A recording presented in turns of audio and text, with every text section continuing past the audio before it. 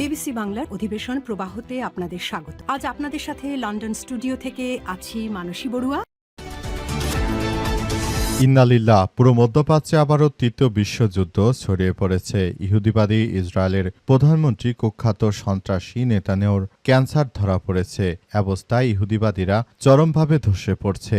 ইরানের নতুন নতুন ক্ষেপণাস্ত্র হামলার কথা শুনে দখলদারেরা আতঙ্কে তারা গর্ত থেকে বেরোতে পারছে না। দখলদারেরা তারা শুরু থেকে মনে করেছিল এই যুদ্ধ হয়তো তাদের জন্য কোনো কিছুই হবে না, কিন্তু পরিস্থিতি সম্পূর্ণ উল্টে গেছে। দখলদারদের মাটির সঙ্গে মিশিয়ে দিচ্ছে ইরানের ইসলামী বিপ্লবী গার্ড বাহিনী। আর নেতানুর মতো একজন কুখ্যাত সন্ত্রাসী, এই জায়নবাদী ইহুদিবাদী ইসরায়েলের প্রধানমন্ত্রী, তাকে আল্লাপাকের পক্ষ থেকে শাস্তি দেওয়া হয়েছে। তার প্রোস্টেট ক্যান্সার ধরা পড়েছে। এ অবস্থায় নেতানিয়াহু সবার কাছে দোয়া চেয়েছে, কিন্তু এই কুখ্যাত সন্ত্রাসী মানুষ হত্যাকারী, একে কেই বা দোয়া করবে।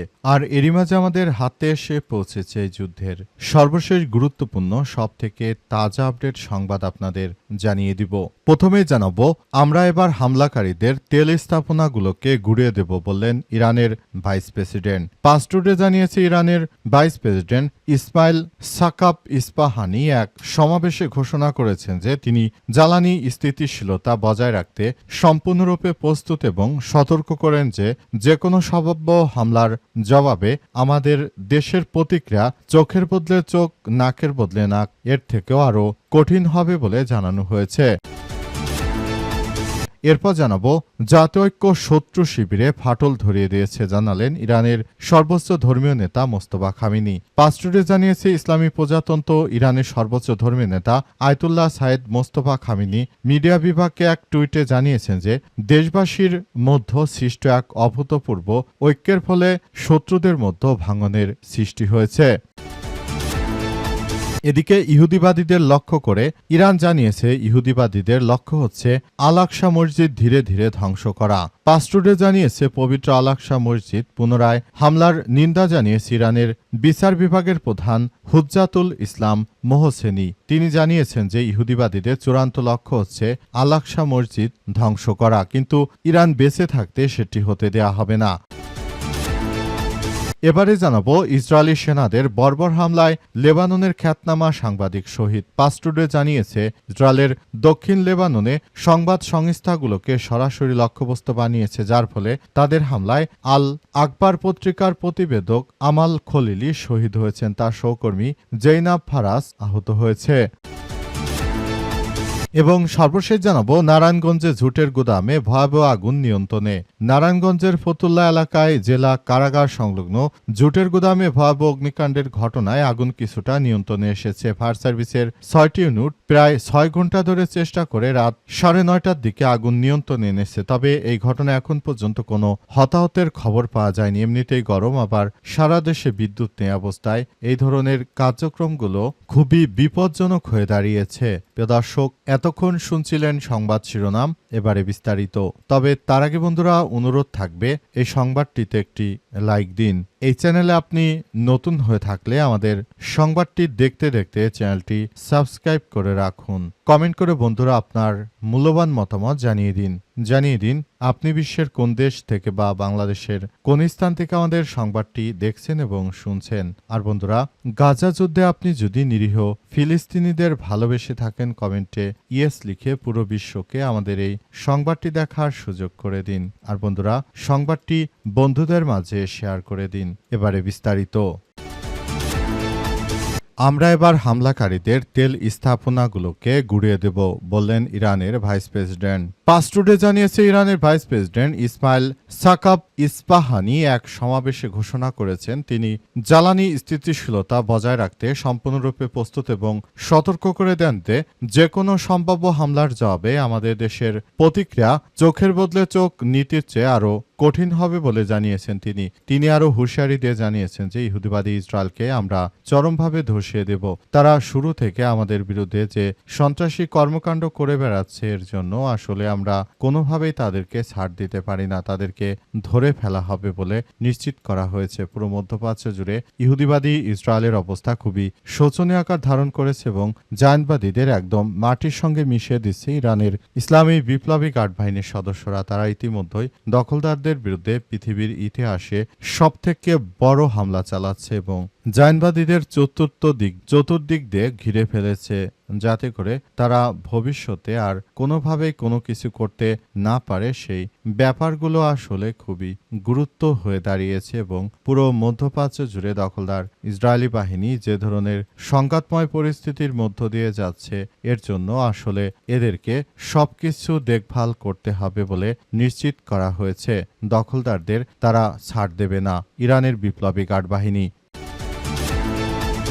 জাতৈক্য শত্রু শিবিরে ফাটল ধরিয়ে দিয়েছে জানালেন ইরানের সর্বোচ্চ ধর্মীয় নেতা মোস্তফা খামেনি। আলহামদুলিল্লাহ, ইহুদিবাদী ইসরায়েলের বিরুদ্ধে বড় ধরনের কার্যকর পদক্ষেপ নিয়েছে ইরান। ইরানের সর্বোচ্চ ধর্মীয় নেতা মোস্তফা খামেনি তিনি জানিয়ে দিয়েছেন যে আমরা জায়নবাদীদের এমনভাবে শিক্ষা দিয়েছি তারা কোনোদিনও আর ঘুরে দাঁড়াতে পারবে না, কোনোদিনও তারা আসলে কোনো কিছু করতে পারবে না, কারণ সবকিছু নিয়ন্ত্রণ করছে ইরানের ইসলামী বিপ্লবী গার্ড বাহিনীর সদস্যরা। দখলদারদের বাপের নাম ভুলিয়ে দিচ্ছে ইরানের ইসলামী বিপ্লবী গার্ড বাহিনীর সদস্যরা।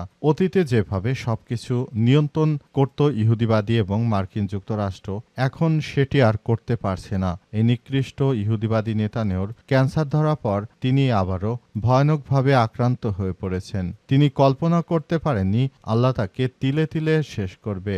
ইহুদিবাদীর সব থেকে বড় বিচার এবার হতে চলেছে। পৃথিবীর ইতিহাসে সবথেকে বেশি মানুষ হত্যাকারী এই কুখ্যাত সন্ত্রাসী নেতানিয়াহুকে আসলে কোনোভাবেই ছাড় দেবেন। এমনকি ইসরায়েলে অসংখ্য ইহুদিরা তারা নেতানিয়াহুর বিরুদ্ধে রাস্তায় নেমেছে। তারা জানাচ্ছে যে তারা কুখ্যাত সন্ত্রাসী নেতানিয়াহুর আসলে মৃত্যু চায়। নেতানিয়াহুকে গ্রেপ্তার করার জন্য তারা অনুরোধ জানাচ্ছে, কিন্তু নেতানিয়াহু দায়িত্ব ছাড়ছেন না, তিনি ক্ষমতা থেকে যাচ্ছেনও না। তিনি আসলে নিজের ক্ষমতাকে আরো পাকাপোক্ত করার চেষ্টা চালিয়ে যাচ্ছেন। ইহুদিবাদীদের লক্ষ্য আল-আকসা মসজিদ ধীরে ধীরে ধ্বংস করা বলল ইরান। পাস টুডে জানিয়েছে ইরানের মোহসেনি এজাই পবিত্র আল-আকসা মসজিদ পুনর্গঠনের জন্য তিনি ডাক দিয়েছেন এবং তিনি জানিয়েছেন যে মুসলিম বিশ্বে যারাই রয়েছেন আপনাদেরকে এই বিষয়গুলো নিয়ে খুবই গুরুত্ব দিয়ে কাজ করতে হবে। আপনারা যদি মনে করেন যে এভাবে আমরা হেলায় ফেলায় দিন কাটিয়ে দেব, তাহলে সেটি আসলে সম্ভব নয়, কারণ এটি অত্যন্ত গুরুত্বপূর্ণ একটি বিষয় হয়ে দাঁড়িয়েছে। সারা বিশ্ব যখন জায়নবাদী ইহুদিবাদীদের ধ্বংস করে দিচ্ছে, এই মুহূর্তে আসলে আমাদের সবাইকে আরো বেশি সতর্ক থাকতে হবে। তারা আমাদের প্রথম কিবলাকে ধীরে ধীরে ধ্বংস করে দিচ্ছে, এটি আমাদেরকে মনে রাখতে হবে বলে জানিয়েছেন ইরানের এই ধর্মীয় নেতা। তিনি আরো জানিয়েছেন যে এই পরিস্থিতির মধ্য দিয়ে আমরা চুপচাপ করে বসে থাকতে পারি না, কারণ ধীরে ধীরে আসলে যে পরিস্থিতির সৃষ্টি হচ্ছে, এই পরিস্থিতি মোকাবেলা করার মধ্য দিয়ে আমাদের সবাইকে এগিয়ে যেতে হবে। সবাই যদি এসব বিষয় নিয়ে এখন থেকে গুরুত্ব না দেয়, তাহলে ভবিষ্যতে আমাদের জন্য আরো বড় ধরনের সমস্যা অপেক্ষা করছে বলে জানানো হয়েছে এবং আরো বলা হয়েছে যে শুধু ইরান একার নয়, বরং পৃথিবীর সমস্ত মুসলিমদেরই দায়িত্ব। আমাদের সবাইকে একসঙ্গে এই বিষয়গুলো নিয়ে কাজ করতে হবে বলে সেখানে তিনি নিশ্চিত করেছেন এবং তিনি আরো জানিয়েছেন যে সবকিছুর জন্য আসলে দখলদারদের ছাড় দেওয়া হচ্ছে। আমরা শুধুমাত্র ইরানি এদের বিরুদ্ধে কাজ করছি, আর কোনো মুসলিম রাষ্ট্র কোনো ধরনের কোনো কর্মকাণ্ড করছে না। সুতরাং এখনই এই সব বিষয় নিয়ে খুবই গুরুত্ব দেওয়ার বিষয় তিনি নিশ্চিত করেছেন এবং তিনি আরো জানিয়েছেন যে ভবিষ্যতে যেন এমন ধরনের কোনো কার্যক্রম আর না হয়, সেই ব্যাপারটি নিয়ে এখনই পুরো মুসলিম বিশ্বকে একসঙ্গে কাজ করতে হবে। ইসরায়েলি সেনাদের বর্বর হামলায় লেবাননের খ্যাতনামা সাংবাদিক শহীদ। পাস টুডে জানিয়েছে যে ইহুদিবাদী ইসরায়েল যেভাবে আমাদের নিরীহ ফিলিস্তিনিদের লক্ষ্য করে তারা আক্রমণ চালাচ্ছে, এই আক্রমণে সবকিছু নস্যাৎ হয়ে যাচ্ছে। পুরো পৃথিবীটা তারা ধ্বংসস্তূপে পরিণত করতে চায়। ইহুদিবাদী ইসরায়েল শুরু থেকেই তারা যা শুরু করেছে এটি কোনোভাবে মেনে নেওয়া যায় না। তারা এখন যেভাবে মুসলিমদের টার্গেট করে হত্যাযজ্ঞ শুরু করেছে, এটি আসলে কোনোভাবে গ্রহণযোগ্য হতে পারে না। পরিস্থিতি অত্যন্ত জটিল আকার ধারণ করেছে, সবকিছু ধ্বংসস্তূপে পরিণত হচ্ছে। পুরো মধ্যপ্রাচ্য জুড়ে ইহুদিবাদী ইসরায়েল এবং মার্কিন যুক্তরাষ্ট্র শুরু থেকেই তারা যেভাবে যেভাবে আমাদের নিরীহ মানুষদের হত্যা করছে, এই হত্যাযজ্ঞ আসলে মেনে নেওয়া যায় না। সারা বিশ্বের বুকে দখলদারেরা শুরু থেকেই তারা এই ধরনের কার্যক্রম চালিয়ে যাচ্ছে। তারা মনে করেছে যে মুসলিমদের হত্যা করে তারা একচ্ছত্রভাবে ইহুদিবাদীরা সারা বিশ্বে নিজেদের আধিপত্যবাদ তারা বয়ে বেড়াবে, কিন্তু আসলে সেটি হবে না, কারণ মুসলিমরা চুপ করে বসে থাকবে না। তারা বর্বরভাবে আমাদের অসংখ্য মানুষকে হত্যা করছে। এই হত্যাকাণ্ড তারা ঘটিয়ে বরং সারা বিশ্বটাকে তারা একটি ধ্বংসস্তূপের মধ্যে ফেলে দিচ্ছে।